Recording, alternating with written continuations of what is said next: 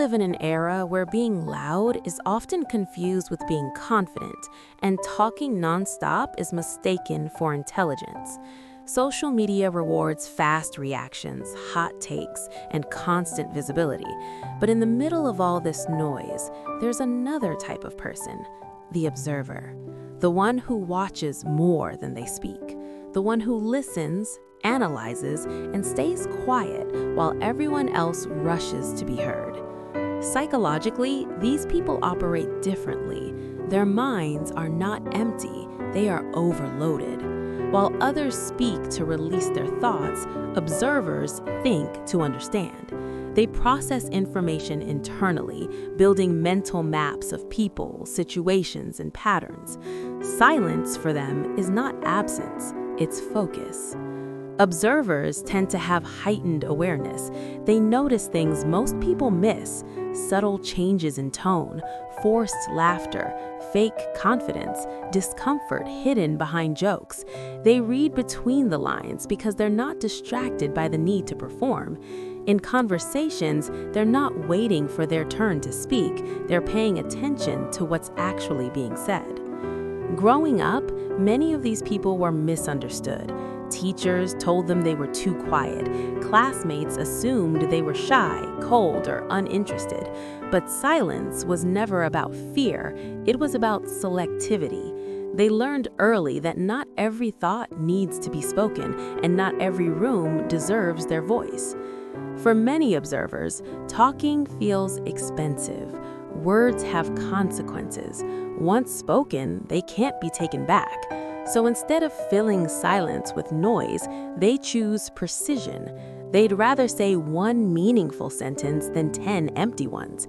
And because of that, when they do speak, people pause and listen. There's also a strong emotional intelligence factor. Observers often understand people better than people understand themselves. They can sense insecurity behind arrogance, sadness behind humor, and tension behind calm faces. This doesn't mean they judge more, it means they see more. In some cases, this behavior develops as protection. Many observers learn that expressing too much leads to misunderstanding, judgment, or vulnerability at the wrong time. So, they adapted. They built boundaries through silence. Listening became safer than explaining. Watching became smarter than reacting. For Gen Z especially, this makes even more sense.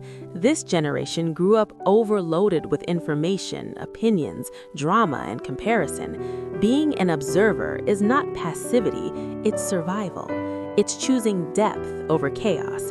It's filtering the world instead of letting the world consume you. Observers are not antisocial. They simply value meaningful connection over constant interaction. They prefer real conversations over small talk, depth over noise, and authenticity over attention. They don't need to be seen everywhere. They need to understand where they are. And here's the truth most people miss. Observers don't lack confidence. They lack patience for nonsense. They don't speak to impress. They speak when there's something worth adding. Their silence is intentional, not accidental. So if you're someone who watches more than you talk, don't let the world rush you into becoming louder. You're not behind. You're not weak. You're not invisible. You're collecting data, reading the room, and building clarity. And when you finally speak, it won't be to prove you exist. It will be because you already understand everything. That's not silence. That's power.